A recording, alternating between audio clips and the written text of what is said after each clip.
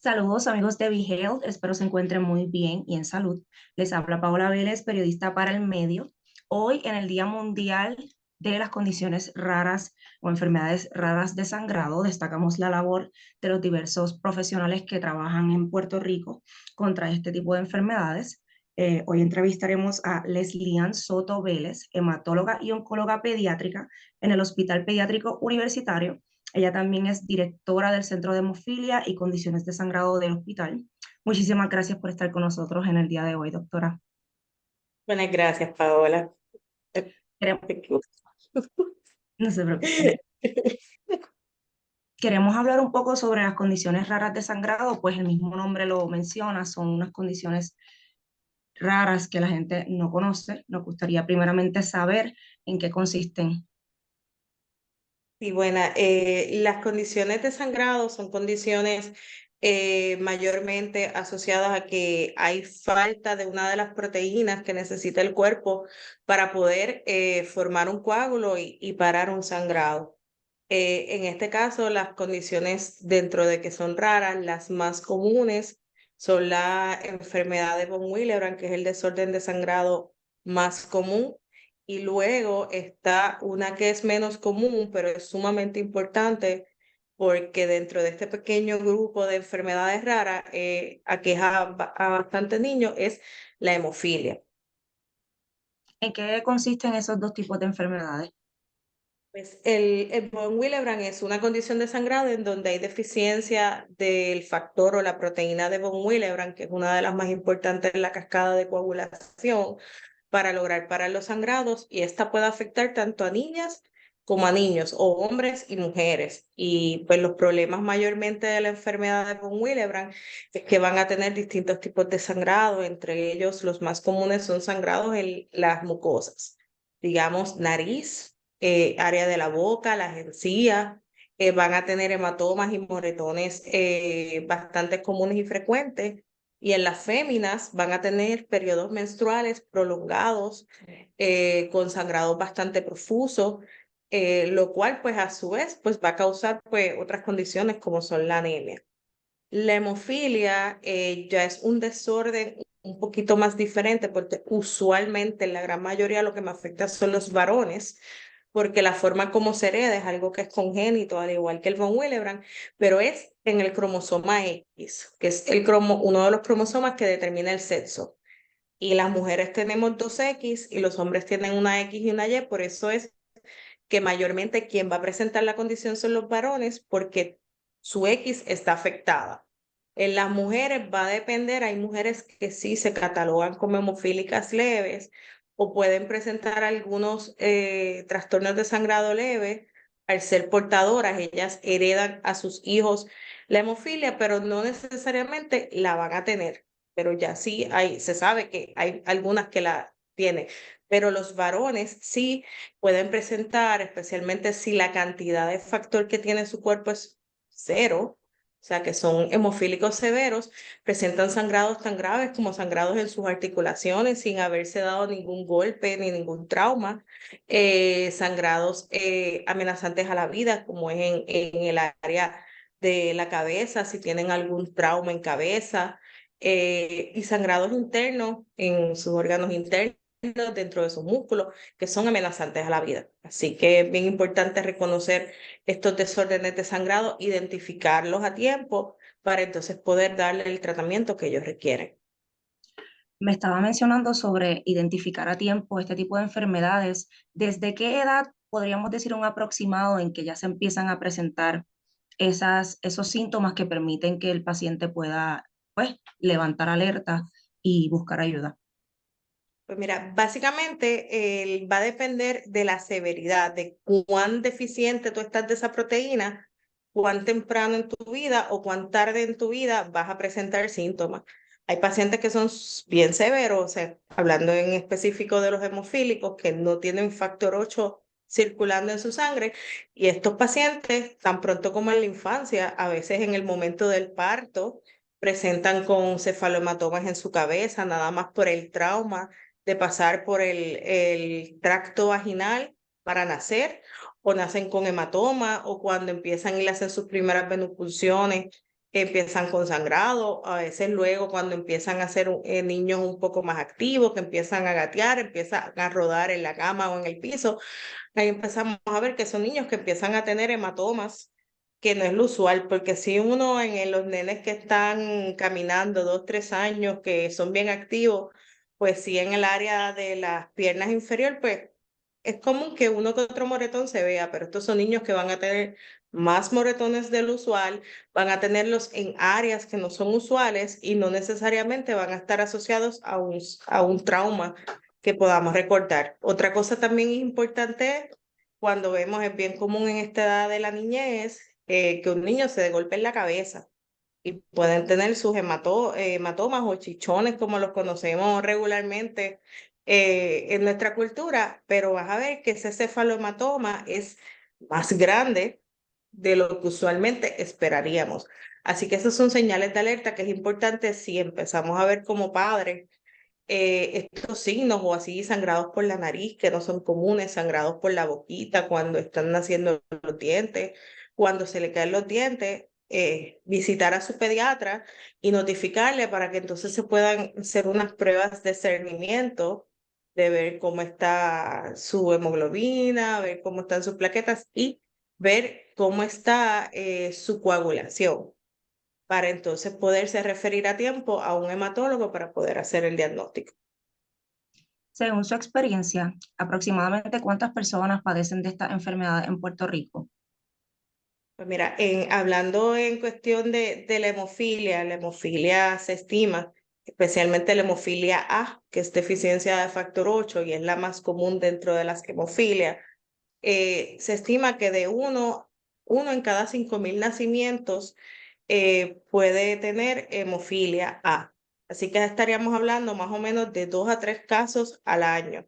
Ya la hemofilia B, que es por deficiencia de factor 9, es menos común y estamos hablando quizá un paciente en cada 20.000, 30.000 nacimientos, que puede ser, no todos los años, un paciente al año. Ya el von Willebrand es algo más común y obviamente pues los números específicos no los tenemos, pero sí es algo que va a ser más común. Es bien importante en estas familias que ya se sabe y se tiene historial familiar, que estos niños que nacen o los niños que van creciendo, en algún momento se evalúen. No esperar a que tengan quizás algún tipo de manifestación. Es importante que en un estado base se pueda evaluar, porque a veces si son condiciones leves, no es hasta cuando ya llegamos a un sangrado mayor que entonces vamos a darnos cuenta. Así que si hay el historial familiar, mi exhortación es a que se evalúen. Sin embargo, hay, especialmente en la hemofilia, hay hasta un 30% de pacientes donde las mutaciones ocurren en ese embarazo en específico, así que no hay historial familiar. Ellos son los primeros con hemofilia en su familia. En esos casos sí es donde mayormente hacemos el diagnóstico, quizás cuando el paciente empieza a presentar síntomas. Y estos pacientes que son quizás más leves no presentan síntomas hasta que quizás ya son más grandes o tienen algún trauma o hasta a veces, muchas veces la forma de diagnosticarlo es, le hacen unas pruebitas de coagulación porque les van a hacer algún procedimiento invasivo, un procedimiento quirúrgico y se encuentran con que estas están alteradas. Así que ahí es que llegan a donde nosotros y empezamos a hacer la evaluación y encontramos que pues el paciente tiene una hemofilia leve. Había mencionado el factor hereditario como uno de los factores de riesgo. Además de este factor, ¿existe algún otro tipo de factores? O pues, al ser una condición rara, realmente no solamente está el Es factor una condición que hereditario. es congénita, se nace con ella. Sí, la mayoría de los casos son con historial familiar, pero no obstante, el que no se tenga historial familiar, si el paciente está presentando los síntomas, pues hay que evaluarlo porque, como les mencioné, a veces pueden ser mutaciones porque el problema yace en que en el gen que es el código genético donde nuestro cuerpo crea como la receta para poder crear estas proteínas, hay un daño, ya si no es porque lo heredé, sino cuando ese embrión que es la parte temprana de que se forma luego en un feto y en un niño, una persona, se daña cuando se está empezando a formar ese embrión, se daña ese gen, ese pedacito del gen, y entonces esos son los que van a venir de primero. En específico, solamente familiaridad, lo otro pues no es como tal factor de riesgo. Sí, si empezamos a ver los signos, es importante identificarlo a tiempo. ¿Por qué? Para entonces poder tener tratamiento en caso de un sangrado o una posibilidad de sangrado, porque estos pacientes, si se enfrentan a un procedimiento invasivo o a un procedimiento quirúrgico y no se preparan dándole lo que le falta, que es el factor que le falta, pues pueden tener sangrados que pueden llevarlos hasta la muerte. ¿Qué tipos de tratamiento para la enfermedad existen en Puerto Rico? Pues mira, para ambas enfermedades hay distintos tratamientos, todo va a depender de la severidad. Lo más importante es si yo tengo un sangrado o me voy a enfrentar a una situación que podría causarme un sangrado o tuve un golpe que pudiera causarme un sangrado, pues yo tengo que reemplazar lo que me falta y lo que le falta es la proteína. Así que existe, afortunadamente, porque hace 30, 40 años atrás no existía el medicamento, que es el factor específico que le falta al paciente, en forma de que lo podemos hasta administrar en la misma casa. Obviamente, una de las limitaciones es que es de forma intravenosa. Así que en este caso, a los padres de los pacientes con esta condición o a los pacientes con esta condición, si ya son adultos, se le adiestra o se le coordina servicios de enfermería en el hogar para que tengan el producto y se le pueda administrar en el momento en el que sea necesario. En los pacientes que son severos, el tratamiento ideal es lo que se llama profilaxis. ¿Y qué es profilaxis? Le vamos a estar administrando, de acuerdo al tipo de tratamiento, varias veces a la semana el factor, aunque no estén sangrando.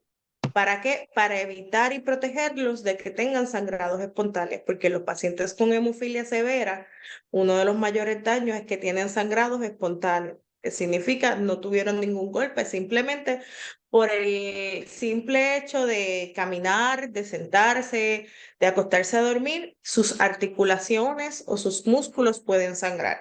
Así que para evitar eso le damos factor X veces en semana, como cuando si tenemos quizás diabetes o hipotiroidismo que nos dan unas pastillas, pues en este caso es el factor por vena, X veces en semana, de acuerdo al tipo de factor que sea, para aumentar esos niveles de factor. Pero ¿qué sucede? El factor, como es una proteína humana, el cuerpo lo va eliminando, así que no todo el tiempo va a quedarse en un nivel, sino que lo administro y va bajando, el cuerpo lo va eliminando. Así que por eso es que hay que repetirlo distintas veces en semana. Y si el paciente, a pesar de tener esa terapia, tiene un sangrado porque tuvo un golpe o tuvo alguna actividad adicional, pues tiene que nuevamente, fuera de lo que es su patrón de infusiones, infundirse adicional. Además de estas condiciones, dos condiciones que hemos dialogado durante la entrevista, ¿existen algunas otras condiciones o enfermedades raras de sangrado en Puerto Rico? Sí, hay distintas enfermedades de sangrado en Puerto Rico porque van a ser de acuerdo a las distintas deficiencias de factores que pueda tener el paciente. Por ejemplo, pues deficiencia de factor 2, factor 5, de fibrinógeno, factor 10, factor 13, factor 11. Fuera de lo que son problemas de sangrado por deficiencias de factores, están también cuando el problema es por las plaquetas, ya sea porque las plaquetas están bajitas o porque las plaquetas, aunque estén en un número normal, no funcionen. Y en Puerto Rico tenemos una condición que es básicamente autóctona, lo que llamamos es que es por una mutación fundacional, que significa que ocurrió aquí en Puerto Rico y de ahí se fue heredando, que se llama Hermansky-Pudlak, que esto es un tipo de albinismo oculocutáneo en donde estos pacientes, sus plaquetas no funcionan adecuadamente y adicional pues a todos los riesgos que tienen por su albinismo de cáncer en la piel, de colitis, de fibrosis pulmonar, pues pueden sangrar y cada vez que pues obviamente tienen un sangrado o hay que hacerle una cirugía, hay que tratarlos administrándole plaquetas y o administrándole también unos medicamentos que son para ayudar a que el coágulo que se empieza a formar no se rompa tan rápido, que se llaman antifibrinolíticos. Me había mencionado que esta es una, digámoslo así, una enfermedad endémica. ¿Hay una zona específica en Puerto Rico donde se concentran este tipo de pacientes? En cuestión de cuando hablamos de Hermansky-Purlack, hay de distintas áreas de Puerto Rico, pero mayormente vamos a encontrar estos pacientes con este albinismo en el área noroeste de la isla. Por ley, pues obviamente todos los pacientes que se identifiquen al nacer con albinismo oculocutáneo tienen que identificarse y reportarse al Departamento de Salud y a su vez entonces dirigirlos a que se hagan esta prueba. En el caso de ellos, se hace una prueba genética para determinar si su albinismo es por Hermansky-Purlack, porque hay muchos otros tipos de albinismo que no son Hermansky-Purlack y estos no tienen el problema de sangrado. Adicional, hay otro tipo de albinismo que no es cutáneo, o sea, que no van a ser estos pacientes que son bien blanquitos o con el pelo bien rubio, los ojos bien claros. Estos tienen un poquito más de pigmentación y son los Hermansky-Purlack tipo 3. Estos no tienen el problema del albinismo en la piel, ni tienen los problemas de fibrosis pulmonar, ni los problemas de colitis, pero sí tienen el problema de sangrado también. Y también aquí en Puerto Rico es donde se han identificado la mayoría de estos pacientes. Y hay otros tipos de Hermansky-Purlack que no se asocian al sangrado y no son aquí comunes, se encuentran en otras partes de Estados Unidos, en Asia. En hemofilia y von Willebrand, el grupo más grande también de pacientes se concentra en el área central de la isla. Hay Bonito, Barranquita, esos pueblos, pues se ve bastante este tipo de sangrado. No obstante, no significa que si no eres de esos pueblos lo puedas tener. Yo tengo pacientes básicamente de todos los pueblos de la isla y las islas aledañas, como lo son Vieques y Culebra, las islas municipios. Así que no te excluye, pero sí el mayor grupo de pacientes siempre en la historia de lo que es von Willebrand y hemofilia. Así que parte de lo que se pregunta en ese historial es de qué pueblo son, de qué pueblo son sus familiares, porque muchas veces quizás son pacientes que viven en San Juan, pero cuando miramos atrás, identificamos que quizás hay algún tío de quinta generación que era ya paciente y venía de alguno de estos pueblos. ¿Existen enfermedades relacionadas o asociadas con este tipo de enfermedades?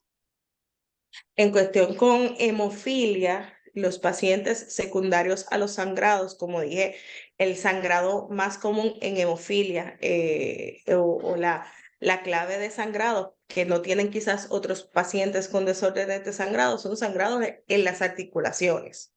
Así que dentro de esas articulaciones van a sangrar la mayoría de las veces en los severos espontáneamente. Y esto es un proceso que, por eso es que le damos el factor para proteger, para aumentar los niveles y evitar este sangrado que a veces cuenta gotitas. No tengo que ver un sangrado grande, no tengo que ver una articulación hinchada ni dolorosa ni que no la pueda mover.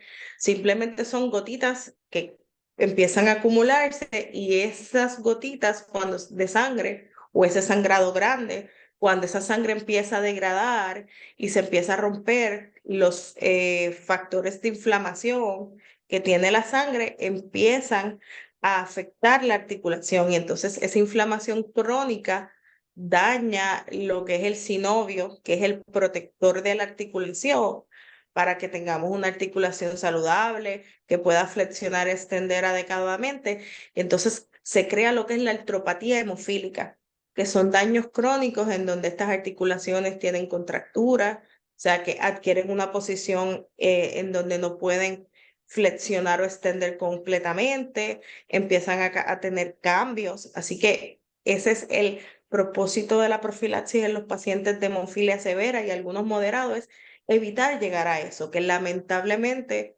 los pacientes hace 20 años atrás no tenían este beneficio de la profilaxis y la mayoría de los pacientes hemofílicos severos tienen múltiples contracturas en sus articulaciones, tienen artropatía crónica, que esto causa a su vez artritis, causa problemas de movilidad, porque son articulaciones que pierden su movimiento y no funcionan como tienen que funcionar.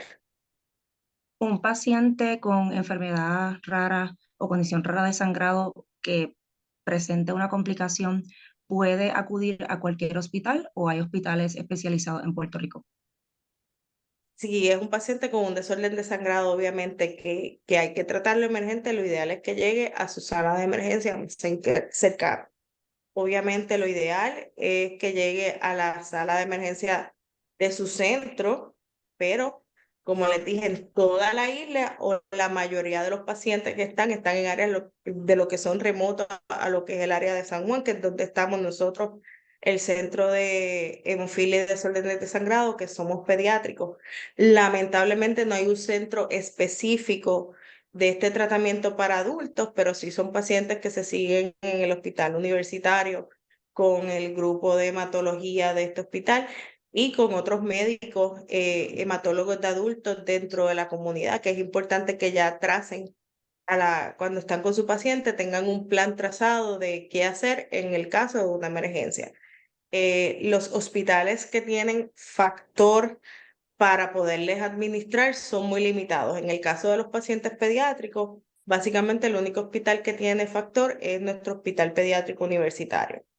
En el caso de los adultos está en el ASEM, que tiene también ya su protocolo para emergencias de pacientes con hemofilia y desórdenes de sangrado, y en el universitario y en el hospital Menonita en Aybonito, como en ese área les mencioné que hay un grupo grande de pacientes con hemofilia, tienen también una cantidad limitada de algunos factores. Sí, hay algunos otros hospitales que quizás sí tienen un grupo de pacientes que han recibido, puede que tengan uno que otro factor, pero no es lo usual.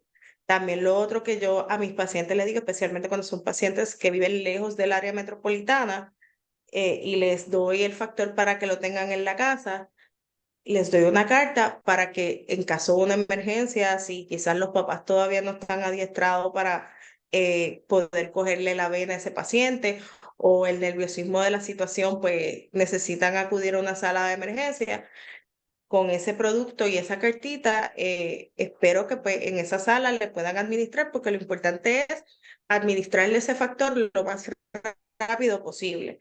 Así que escoger vena, administrar el medicamento, que esos son como 5 minutos para ayudar a parar ese sangrado. Y luego ahí es que viene la evaluación completa, si necesita estudios de imágenes, si necesita quizás transferirse a nuestro centro para una evaluación más exhaustiva o que lo evalúe algún otro tipo de especialista, pues se haga. Pero esa administración de factor tiene que hacerse lo más pronto posible. Así que pues le exhorto a todas las instituciones hospitalarias que pues puedan ayudar a estos pacientes, por lo menos en el caso de los pacientes pediátricos, tratamos de que siempre tengan el producto en la casa y si no lo pueden administrar ellos, vayan a la sala de emergencia más cercana para que les ayude con esto y luego pues puedan ser transferidos a nuestra institución para más evaluaciones. Muchísimas gracias, doctora, por el espacio de educación e información. Como habíamos mencionado, son condiciones raras de sangrado, son pocos los pacientes en Puerto Rico, pero sí existen y es necesario que la población se eduque sobre este tema. Sí, definitivamente. Es bien importante concientizar, porque a veces al no ser condiciones que vemos todos los días, pues olvidamos un poquito lo que es, pero sí concientizar, estar sabiendo que existen y obviamente educar a la población en general y educar a la población de profesionales de la salud al respecto para poderlos ayudar. Son pocos, pero pues son aproximadamente entre todos los desórdenes de sangrado, deben de haber más de 500 personas aquí en Puerto Rico. En el caso de hemofilia, nada más en pediátricos son 75, 80 pacientes. Se estima que tienen que haber como 150, 200 adultos, así que son un número grande.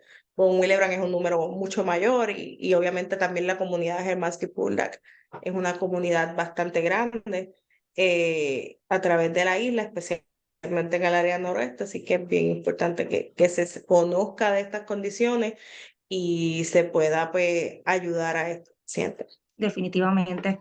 Muchísimas gracias. Continuamos con BeHealth.